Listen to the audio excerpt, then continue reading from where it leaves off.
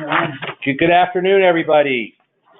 This is Neal Conlon from AppGuard, signing in for our bi-monthly webinar series.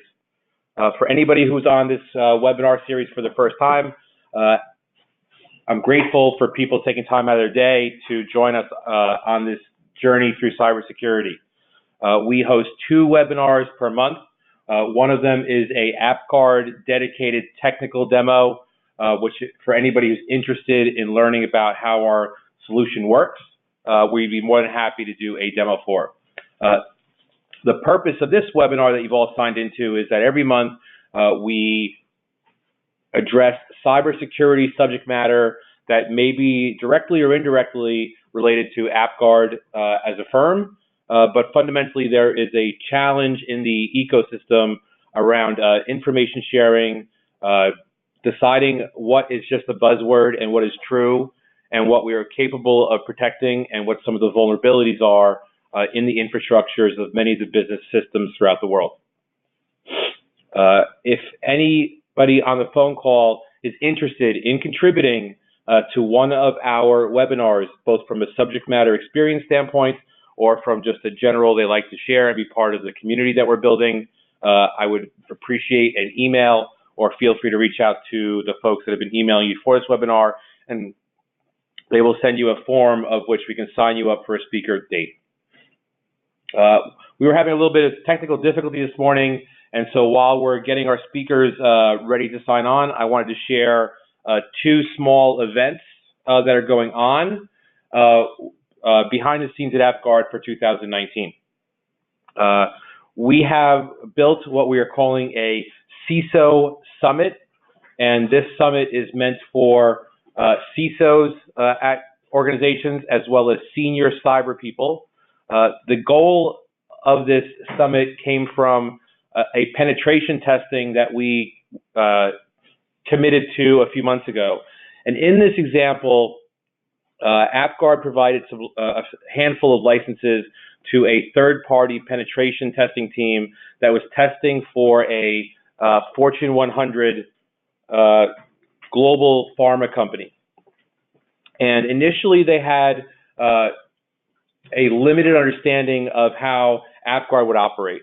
And after some time, after spending a little bit of time during the penetration testing, we came up with a scenario, and the penetration firm agreed that on a scorecard, compared to some of the biggest competitors in the space, AppGuard was able to outperform these providers. And so what we realized is it's very important that CISOs and other cybersecurity executives in the industry get hands-on experience with seeing penetration testers, hackers, and third-party outsiders trying to negotiate the software themselves. So we've built this CISO Summit, which will be held once at the end of January and once at the end of February in Miami. We are looking and interested in speaking with somewhere between 6 and 10 CISOs who will be accommodated in Miami for 2.5 days. We will meet in a undisclosed location in a hotel, in a meeting room, where we will be bringing sets of penetration testers from a couple different firms, and they will pen test live malicious events of most of the well-known viruses, as well as unknown and custom viruses and malware, ransomware, etc., through our software. So if you're on this call and you're interested in participating in the Miami event in the dead of winter, in January or in February, please reach out to us afterwards. Typically, we do not pitch things like that, but I think it's a very interesting thing. For today's topic, we're going to cover the Marriott Starwood breach. I'll be mentioning this also at the end of our webinar, but we fundamentally want to share information, and this is not meant to be a pitch. Anything that is mentioned during this webinar is not meant as a direct conversation as to what Marriott and Starwood did or didn't do, more so about how people can do it better in the future and hopefully prevent things like this. I'll mention it one more time at the end of the webinar, but if anyone is interested in receiving what we refer to as a threat pack, which is 10 licenses for AppGuard that can be deployed to your most critical critical machines, please let us know, and we are more than happy to send 10 licenses, especially because ultimately we're looking to protect people from having events like this happen or start to begin to happen or unwind.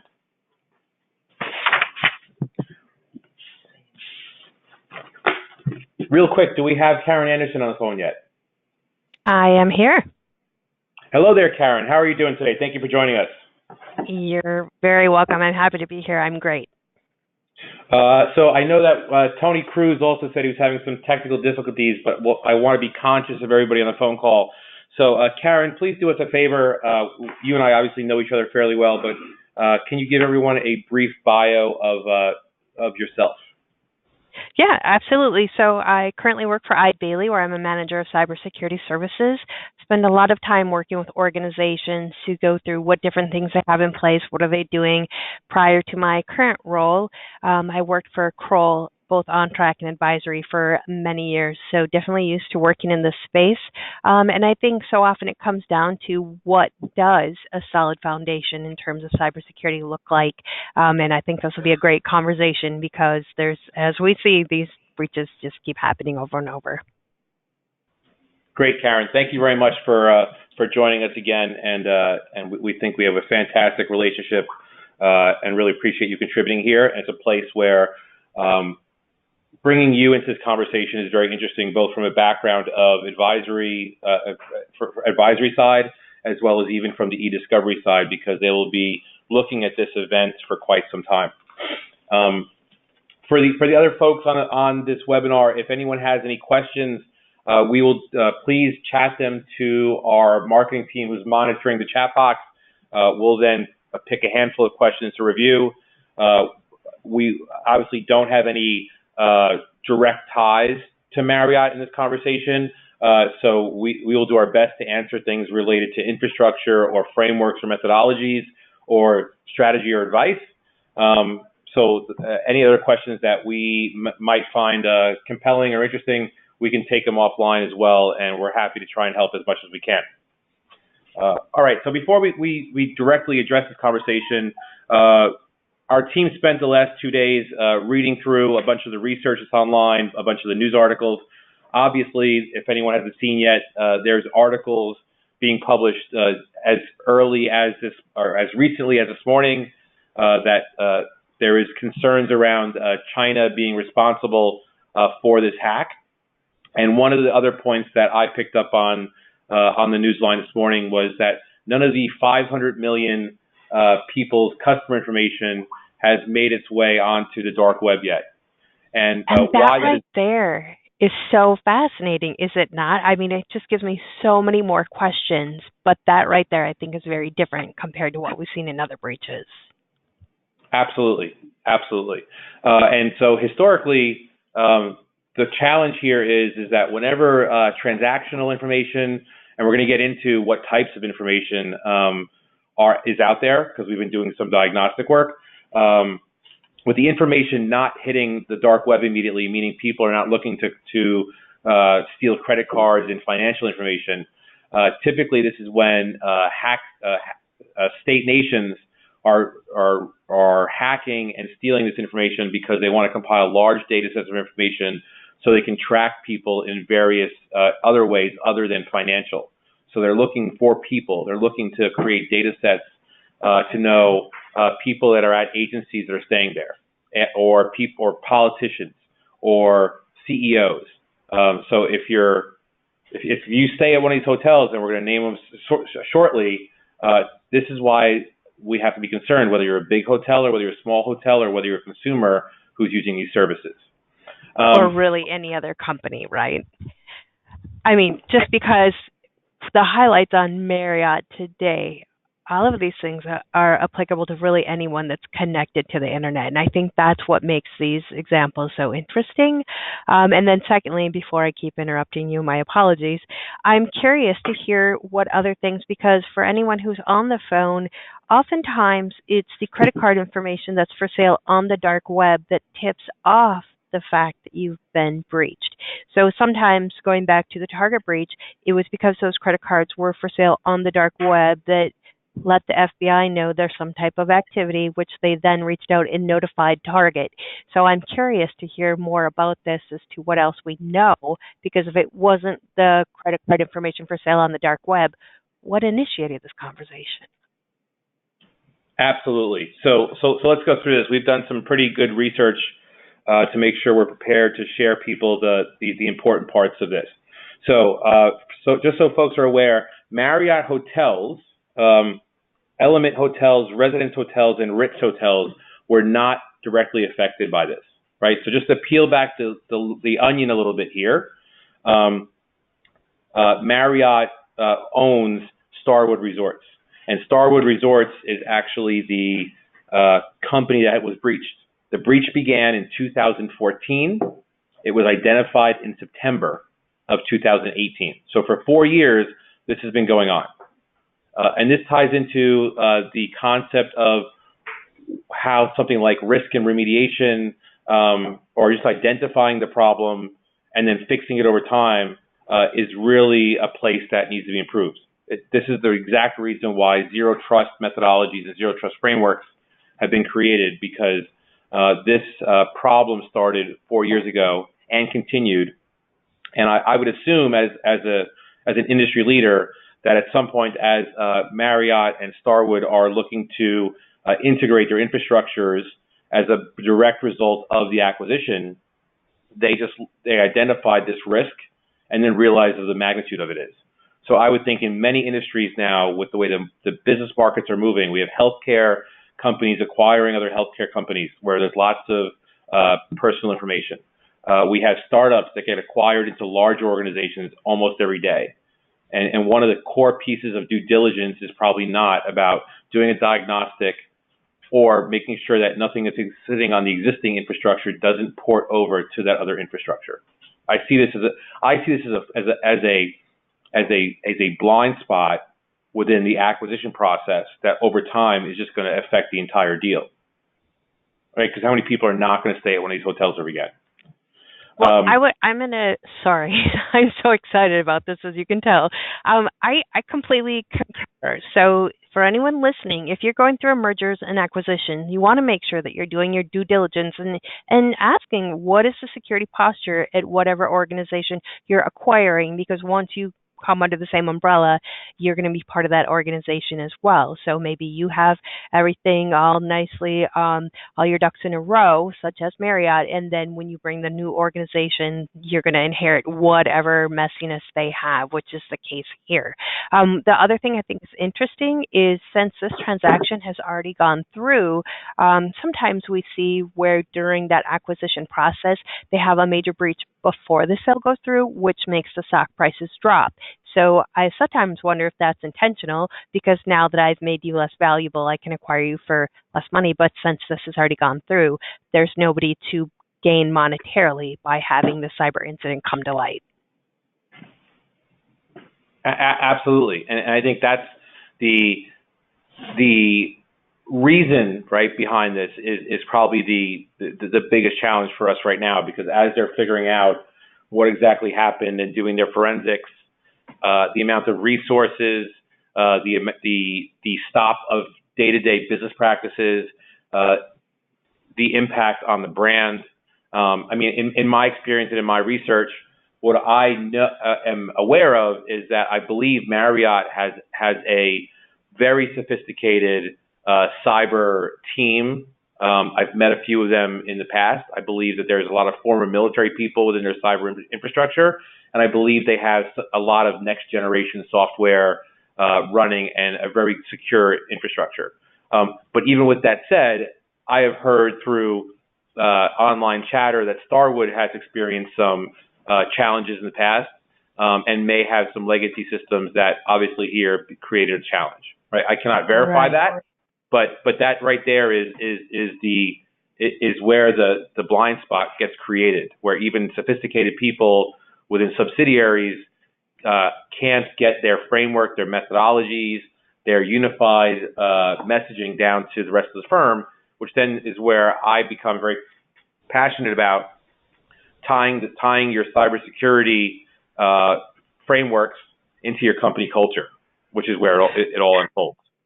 Yeah, absolutely. And you've touched upon another principle that if people haven't caught on is the notion of once you've had an incident, if you don't go through and thoroughly investigate and not just remediate whatever issue happened at the time, but you have to be very thorough and make sure that you find anything else that may have happened at that time and go ahead and get rid of all of that because the odds go up tremendously once you've had that first initial incident of having a recurrence.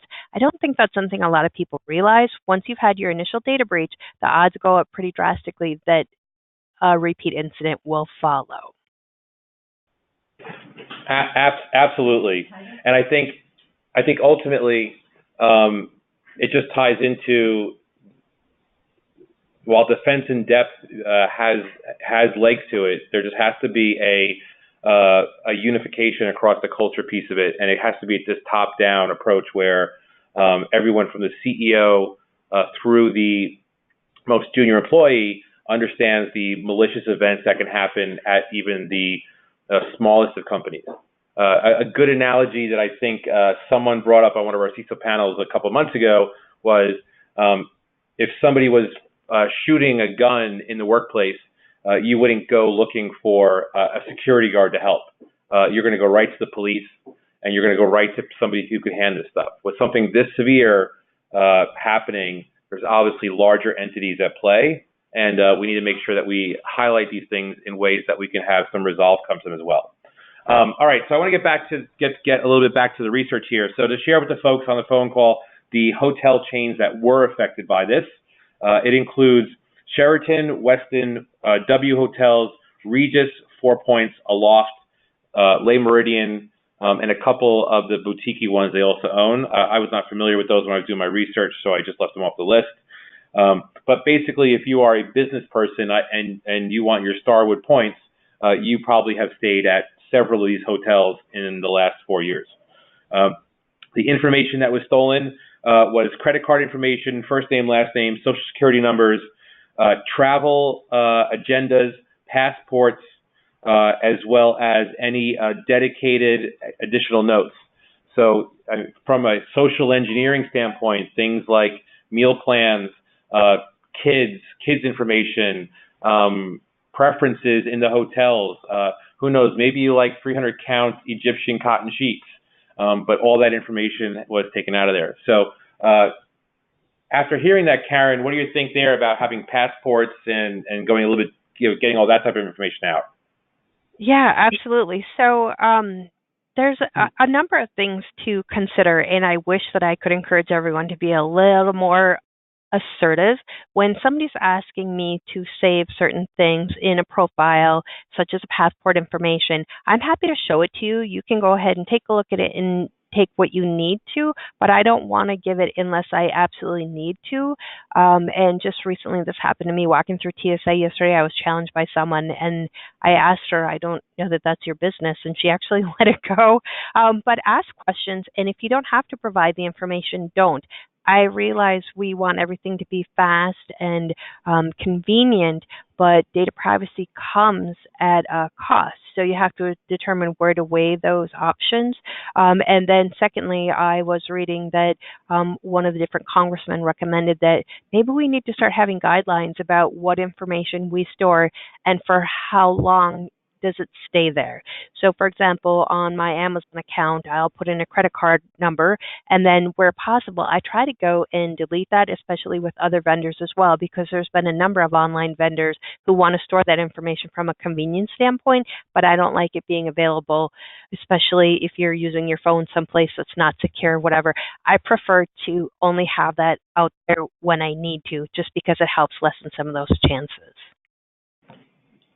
Completely agree. For folks who may be on the call who are thinking to themselves, okay, well, what do I do next? Marriott has published a similar remediation sequence to what happened with Equifax. Marriott has published a link of where people can search and check on the dark web themselves and see if their information has become available. If anyone has a challenge finding that link, we'd be more than happy to send it out. And I'll just talk across the table here and say, Mike, maybe we should send that link out to everybody who's on the call just so they have it and can share it with their friends or share it on social media.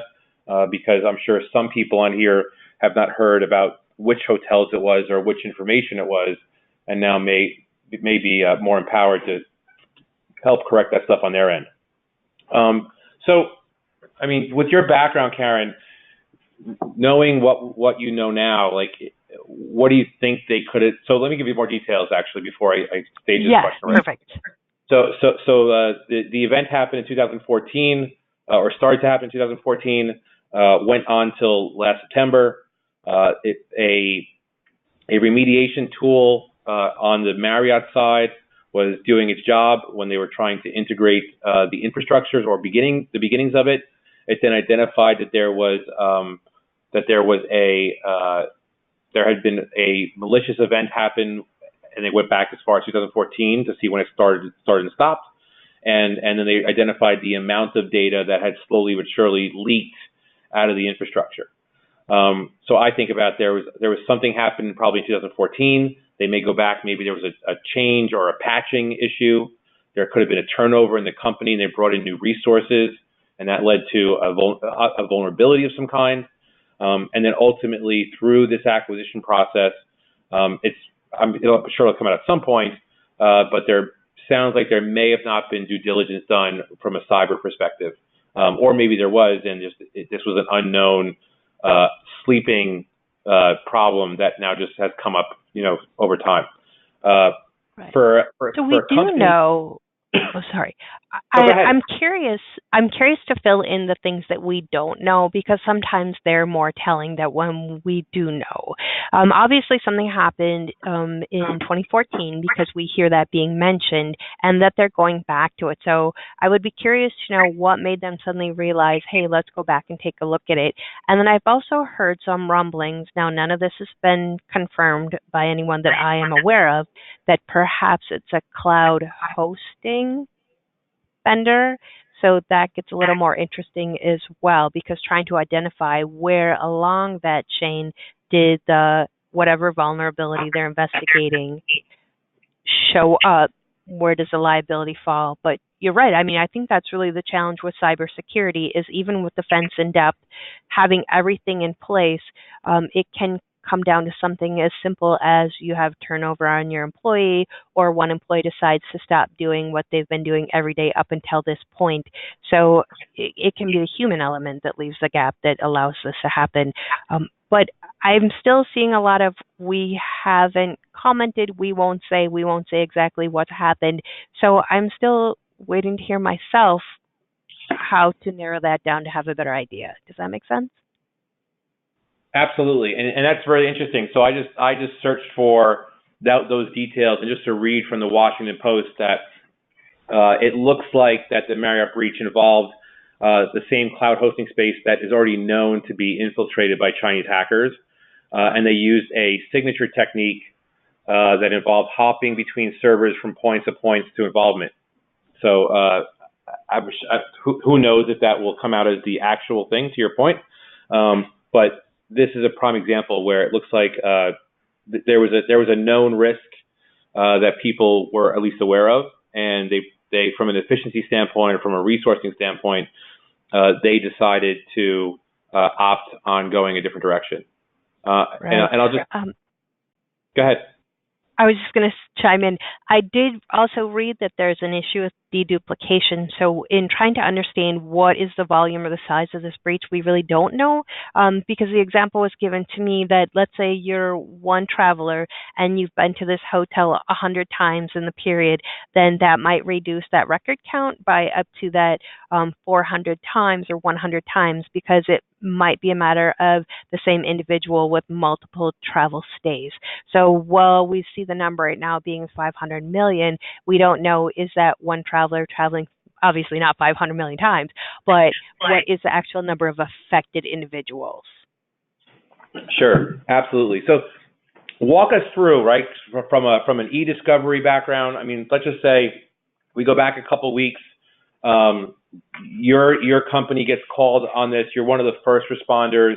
Like, what is that? Like, how intense and how is that process kind of unfold to figuring out some of the steps that, at least from your side, obviously there's multiple sides here, but what does that process look like kind of do arbitrage here. Yeah, but in fairness, I just want to point out that I personally do not do incident response. My company does do incident response, so we have boots on the ground and those types of things, but I haven't actually done that process myself. When you have the notification there's an incident, it becomes fast and furious. It's one of my favorite exercises to work through because things like budget discussions, timing, and those sorts of discussions go right out the window because you have a full-blown incident. You have to respond. The other thing that starts to happen is that notification clock starts ticking because you have an obligation to go ahead and notify to the federal government, and that clock doesn't have the pause button, and it doesn't give you different times to drag your feet or not choose to respond because you do have that duty to report to the federal government. What I'm curious to also hear then is what happens from a GDPR perspective, because I'm sure it's fair to guess that some of these incidents were from other countries.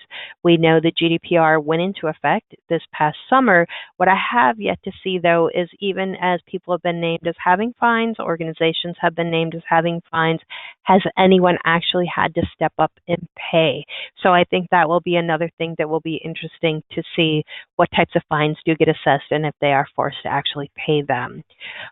From there, the other thing that you want to do is try to determine what has happened. There's a number of ways to go about that, and you're going to be taking a look at different types of logs, what different types of things have been changed, and it can be pretty large because as you've already noted, there's a number of different organizations here, so it's unlikely that it's just one set of access logs or one application. So that's what makes a lot of these things challenging, is all the different moving parts and the different places that there could be additional malware or somebody lurking, because once somebody's in your network, they're going to hang out and just try to watch. Now, that's one of the things we've also heard tell about. This particular incident is different in the fact they haven't taken the credit cards and offered them up for sale yet. So are they doing some other type of reconnaissance? So are they looking to see if perhaps there's different government people who are traveling? Is it some type of trying to take a look at what people, dignitaries, government officials, presidents, Congress, any of those types of people, or foreign officials from other countries staying in any of these hotels? Because that would be some pretty valuable information that would go beyond credit card data that I think if you start to look at the world politics, that might be more valuable data to do something with as compared to that credit card number that's only going to be valid until you go ahead and put a stop on that credit card. Does that make sense? Yeah, I mean, absolutely. And I think the hardest challenge, I think, is that there's not enough people focused on the fact that for as sophisticated as our infrastructures and attempts to protect these big large organizations, so does the organizations that are trying to get into them. And I mean, I look back at if in from 2014 through 2018, I think about how much the cyber ecosystem has changed. The tools have gotten better and better every year, but yet this sleeper data leak or sleeper signature technique, sat there for 4 years and no one caught it. Right. This is I think a very interesting event because most people, and I know I've been looking, we've got a couple of questions, and people are asking, well, do we know the attack vectors that they came in on? Do we know the tools that were being used? And I almost feel like that's almost and we'll get to those questions. I almost feel like that's the wrong question to ask, because that is almost like taking this like Swiss cheese approach a hole in the dam or a crack in the dam, we're running over with scotch tape or masking tape and thinking that we're going to plug up this hole because the bad guy has found this hole, and we don't want to make sure that that hole doesn't exist on our infrastructure at our business if we haven't been breached yet. Well, what I think is interesting, though, is you just You just defined why cybersecurity is such a challenge, is because it's kind of like playing whack-a-mole, and it could be any of these particular attack vectors that would allow somebody in. So even if you're following NIST and you have a board that's diversified and you have people who are more familiar with these concepts than perhaps a board that doesn't discuss cybersecurity, and you do email phishing on your employees and you think you have this fantastic security culture, you could still have an incident, which is why we still have these data breaches occurring all the time, and people have started to accept them as the norm. So I think at some point we're going to have to see a change. And you also alluded to something I find interesting, is we're trying to keep up with this game. However, other countries are better at it, but the question might be why. So for example, we're going to have to see something on a grander scale happen. I'm excited about the notion of artificial intelligence, because let's just take, for example, a crowded freeway at rush hour. If you had to determine which one car out of the traffic jam poses a vulnerability, well, probably many of them do, but which was the one that's actually taking your data and making off with it?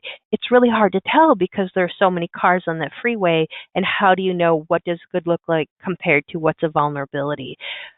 When you take things like artificial intelligence and they can be monitoring multiple things very quickly, much quicker than the human logic can work, and they can do machine learning, but also when you can start to notice behavior. So now that you know I'm a trusted employee, I have access, that's all appropriate. Is what I'm doing on the network the same types of jobs that I do every single day appropriate, or am I now starting to go to an area of the network I don't typically go to? So for example, if I start encrypting large amounts of files, and I've never done that before, that can throw up a flag much quicker than somebody who's sitting in a SOC who's just trying to note this type of behavior. So I think some of those tools, as they get more sophisticated, might give us a better reward or better hope for how do we change the environment as we currently see it. Sure. I mean, I would build off that a little bit further, and I would say that once that was defined really well, and I think this is another challenge, is how long would it take before the countermeasure would be deployed, where it wasn't the cars on the freeway, it was the drone, taking the data. Exactly. Something we haven't thought of. Right. And I think that's where we get into this world of, I've heard a term loosely used a little bit in the industry around future proofing, and ultimately, and not to be like a sales pitch here, right? But the whole premise around zero trust frameworks is the idea that the concept of being able to defeat everything that's happened in the past and not think about future attacks or more custom attacks that are unknowns. A Swiss cheese approach will never work, because the minute that you plug up all the holes that you know of, or the ways the holes can happen, something else is going to detonate in a different way or get passed along to somebody. And when it gets very complex, I know we got very sophisticated people on this phone call, and I appreciate everybody dialing in, so they're very familiar. But once you get into the world of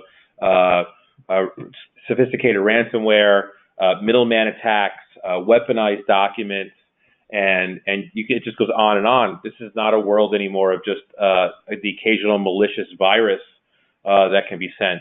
These are very complex attacks. I would think that between 2014 and 2018, if this went on for that long and only 500 million, think about it like that, only 500 million records were taken in 4 years. That means this was either very, very sophisticated and somebody set up a matrix of events and it just dripped, a slow drip for 4 years, or there was a million bots doing this, over and over and over again, and only 2 or 3 of them made it through. Like, this is not like, this is not a couple kids wanting to break into the email server at school and change their grades. I agree, but I do think the questions are very interesting about, do we know the what and the how? Because by looking backwards, now unfortunately it's not proactive, it's not going to prevent it, but we can try to learn from it. And I certainly just have not heard enough about this particular incident to know first off, what even had them look from 2018 back to 2014? So at Starwood, they did have an incident, so it could be related, but something had to trigger you to go back and look and to relate these items over those 4 years. So I would imagine that there's more intel out there that just hasn't been shared with the public yet, which is why we're still trying to guess. Because they obviously know an approximate number and they know how long. So I think it's just a matter of time until we know the other things to fill in the blanks to answer some of the questions that people are asking. Right. Absolutely. So again, from your background, and obviously not too far into the whatever the technical vulnerability is, I think as far as knowing which vectors were met here and which ones were crossed, that's going to take some time before they are probably willing to release that information. But what kind of strategy recommendations, like preventative stuff, like if this was 4 years ago or even during the acquisition phase, what things could you share with folks that might be helpful for them as they might be going through a similar but different experiences in their own businesses? Yeah, absolutely. So one of the first things that's going to be painfully obvious by this point is making sure that you have somebody determined who's going to be your company spokesperson in the event you have an incident, because you want to make sure that anything you message to the public is done well and that you address the fact that you take this very seriously. We've seen some pretty big missteps from other organizations who had massive data breaches where they kind of just dismissed it, and that becomes a big issue. But secondly, if you're looking to acquire another company, understand what types of things have happened in the not too far history, but I love just asking the question, have you had an incident in the last 3 years? What did that incident look like? And was it something just simple like a virus that was able to go ahead and be taken care of by your antivirus system? Was it stopped? Were you able to contain it? What did you learn from it? And how do you know that you fully remediated it? Because I think some of these things can be telling. This is another reason why having your historical logs in place are important, because you might have one help desk ticket that doesn't look very nefarious, but as you start to string your incidents together over time, it can be telltale of that larger incident like we're talking about here going back 4 years. Also, if you had some type of an incident where either you couldn't restore data, you couldn't recover the data, or you had to pay a ransom, how do you know that you went ahead and remediated the cause of that, and what other things did you take a look at? Because as I mentioned earlier, when you've had an incident, the odds go up dramatically of a secondary incident. So it's not just enough to go ahead and restore your files and think everything is fine. You need to understand how they got into the environment, make sure that you get rid of anything they've left behind in terms of a malware, but also make sure you remediate whatever allowed them to get there in the first place. So you had mentioned to anyone on the phone who may have stayed at one of these hotels what they should do now. You should definitely go through and change any of your passwords, and then think about if you're sharing passwords in multiple places, don't just change your Starwood or Marriott password. You want to change any other locations where you're using the same password, because sometimes what they do is they take all of your information, they put it together, and they start to compile a dossier.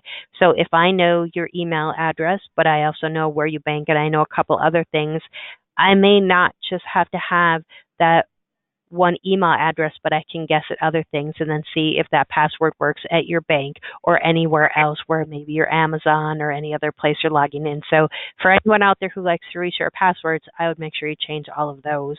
But yeah, ask about the questions, tell me about the incidents and any of those types of things, because I think they're very telling, especially as you're looking to acquire another organization.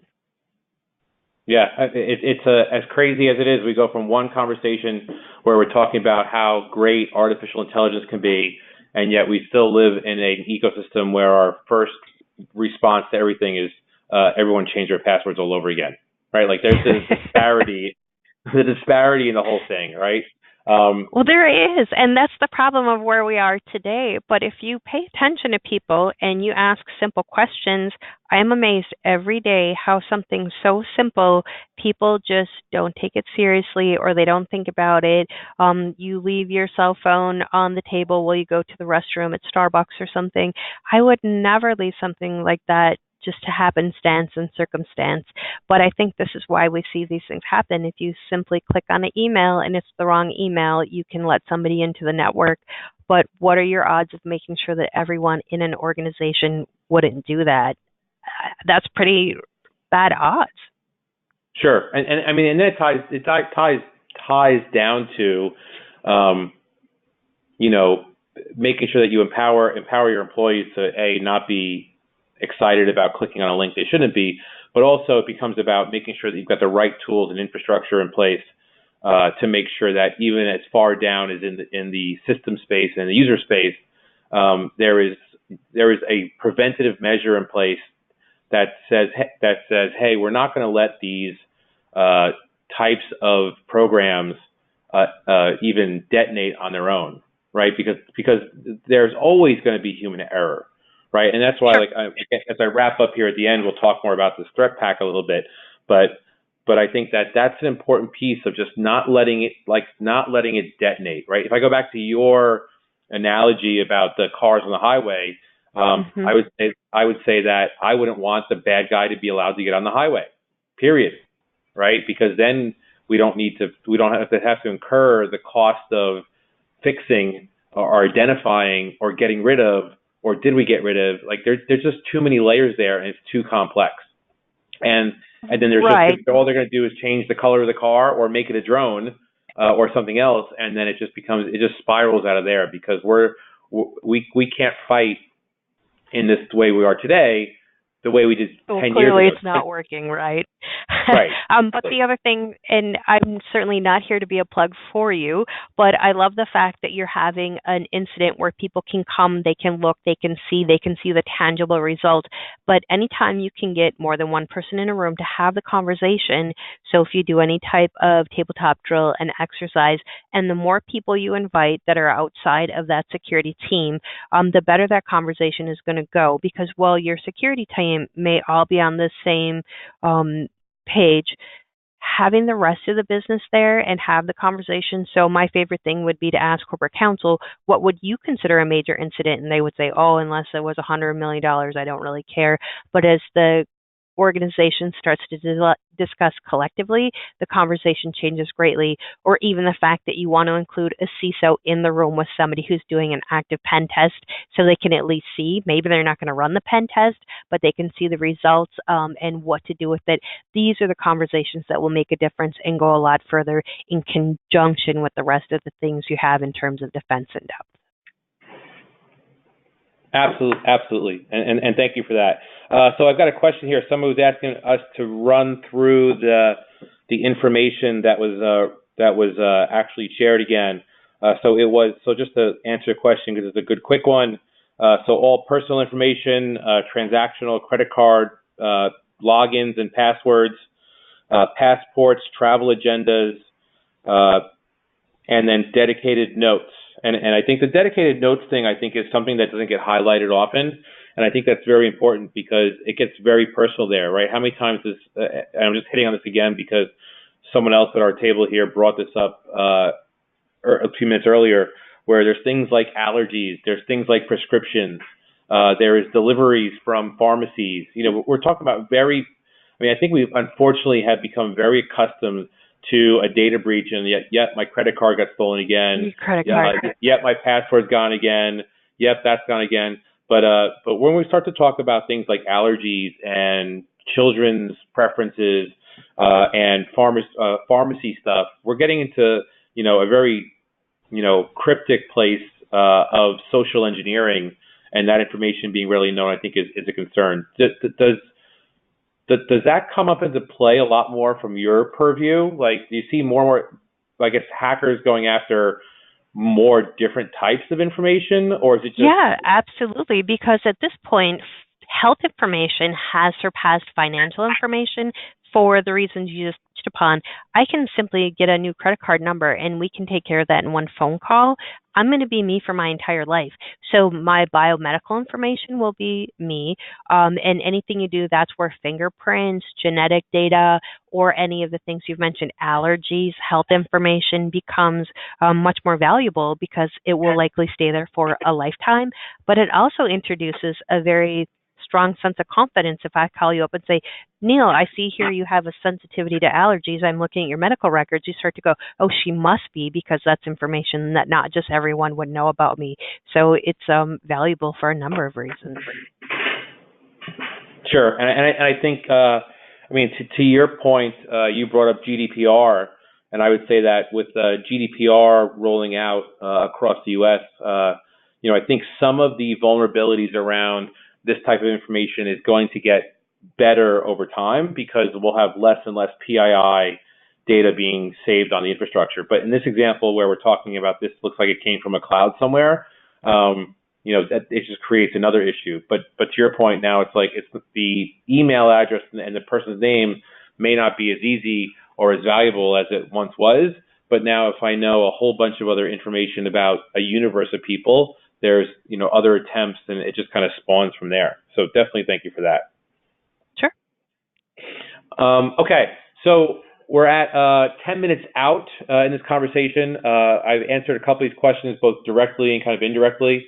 I'll ask one last time if anybody's got any questions regarding the specifics of this. We're more happy to answer questions that may come in as the best of our knowledge. We'll also be following up with people on this call with a video, a voice version of this, as well as a couple pages of deck as well. And we usually write a blog post afterwards, so if people want to share it around with the facts and some of the suggestions that Karen's offered through here.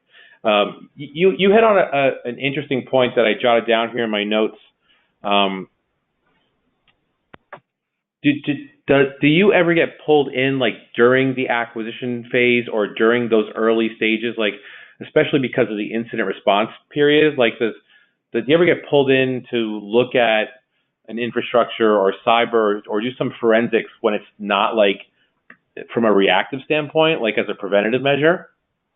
Yeah, absolutely. So there's a number of ways that organizations can go about that, but definitely during our mergers and acquisitions would be a heightened time to go ahead and ask those questions. If you haven't asked them in your organization yourself, it's a great time to go ahead and have somebody else kind of kick the tires and vet that a little bit for you. It's also a great time to do it internally if you're not going through mergers and acquisition and just understand for yourself what that would look like. Sometimes just asking simple questions of people, it's amazing how much we assume that people know, or we just go along with thinking they know. But every time you start a conversation, it gets to be more informed. People become more informed. But yeah, for sure, if you're looking to acquire an organization, asking those questions, and we do that on behalf of clients, helping them vet some of this as well. But a lot of times we start to find out things they should be doing themselves, so it becomes even more valuable exercise. Understood.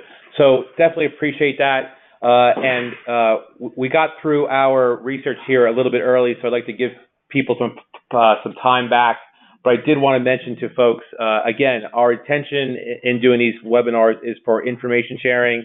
We're also, if people are interested on this call, we are more than happy to send what we refer to as a threat pack, which involves 10 licenses of AppGuard. This is for free. It's complimentary. It's more so for people to install on their most critical infrastructure pieces. And we are more than happy to do that because ultimately, while we have a software organization, we are looking to have an impact on fixing these problems very much like this. And we are so committed to this conversation that, as I mentioned in the beginning of this phone call, for the months of January, February, and March, during the last week of the month, we are inviting CISOs and senior cyber architects to Miami to spend time during the winter in a room with penetration testers who will be conducting penetration testing and throwing malware, viruses, and other events at all kinds of computers. We'll also be looking at some of the competitors and doing the same exact thing.